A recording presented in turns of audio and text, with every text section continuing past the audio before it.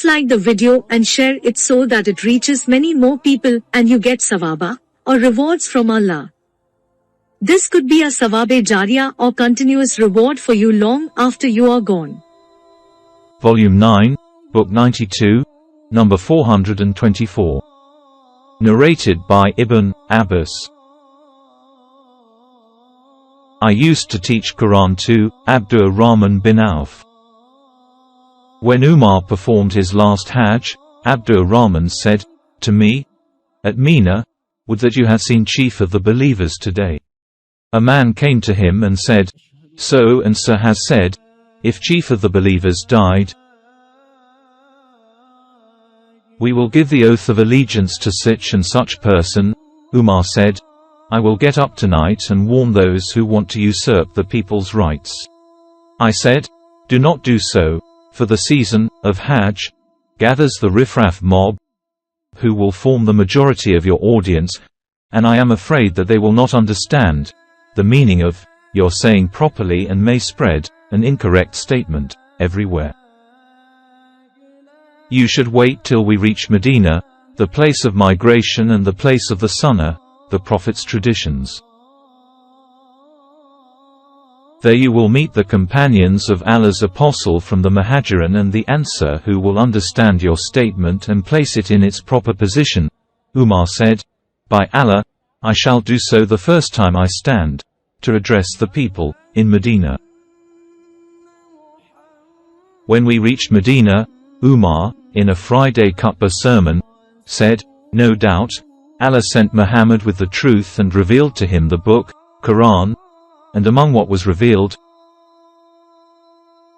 was the verse of Rajam, stoning adulterers to death. See Hadith number 817, Volume 8. Volume 9, Book 92, number 425. Narrated by Muhammad. We were with Abu Hurairah while he was wearing 2 linen garments dyed with red clay. He cleaned his nose with his garment, saying, "Bravo! Bravo! Abu Hurairah is cleaning his nose with linen." There came a time when I would fall senseless between the pulpit of Allah's Apostle and Aisha's dwelling,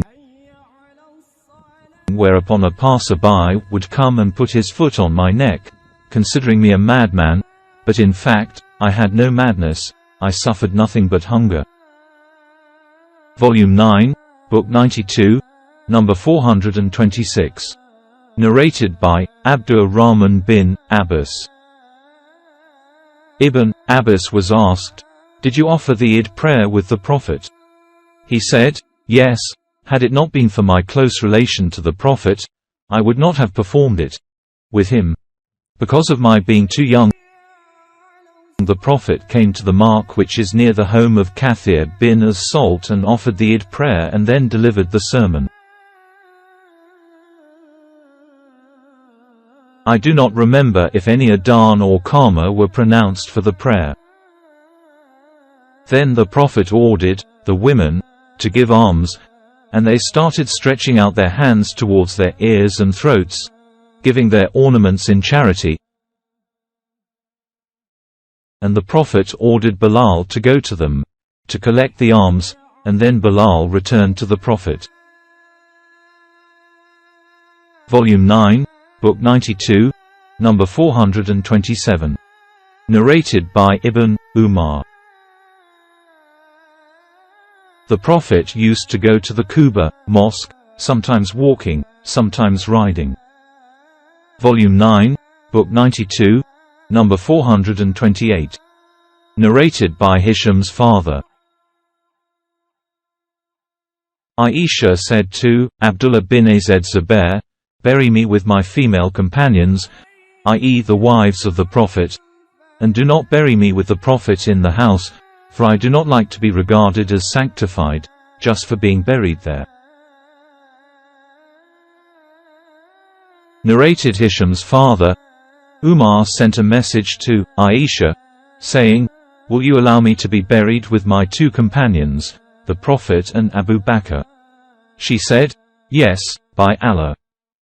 Though it was her habit that if a man from among the companions of the Prophet, sent her a message asking her to allow him to be buried there, she would say, "No, by Allah, I will never give permission to anyone to be buried with them."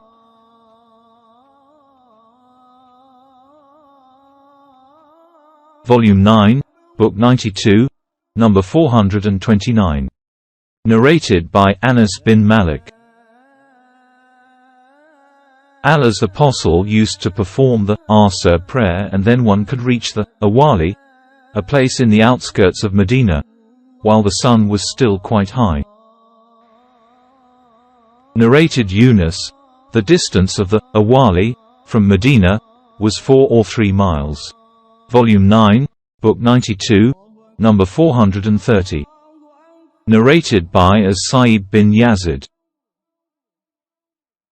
The essay, a kind of measure, during the lifetime of the Prophet used to be equal to the 1 mud, another kind of measure, and 1/3 of a mud which we use today, but the essay of today has become large.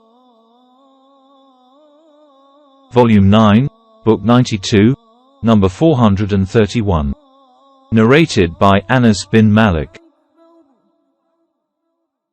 Allah's apostle said, "O Allah, bestow your blessings on their measures, and bestow your blessings on their essay and mud." He meant those of the people of Medina.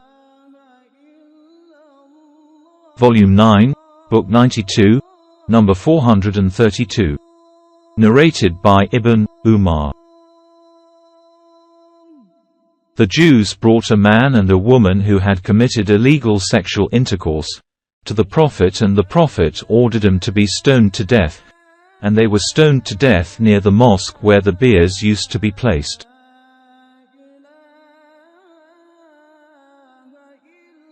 Volume 9, Book 92, number 433. Narrated by Anas bin Malik. The mountain of Uhud came in sight of Allah's apostle, who then said, "This is a mountain that loves us and is loved by us."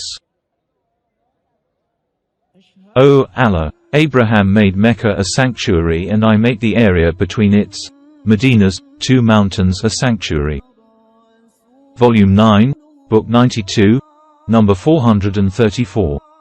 Narrated by Saul. The distance between the pulpit and the wall of the mosque on the side of the Qibla was just sufficient for a sheep to pass through. Volume 9, Book 92, number 435. Narrated by Abu Hurairah.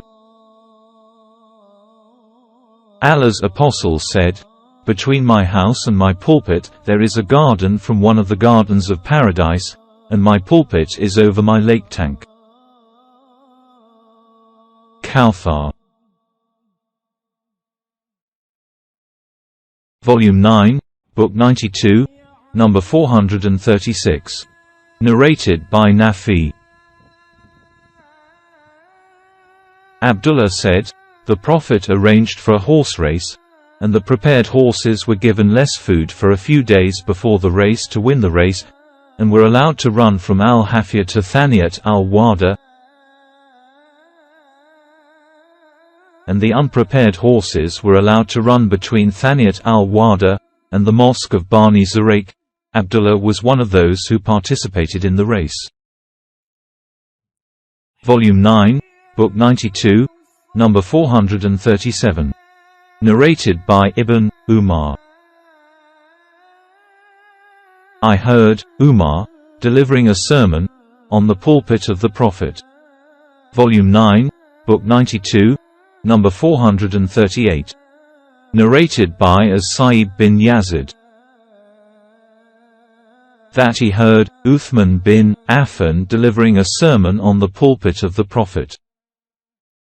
Volume 9, Book 92, number 439. Narrated by Aisha. This big copper vessel used to be put for me and Allah's apostle, and we would take water from it together, on taking a bath. Volume 9, Book 92, number 440. Narrated by Anas.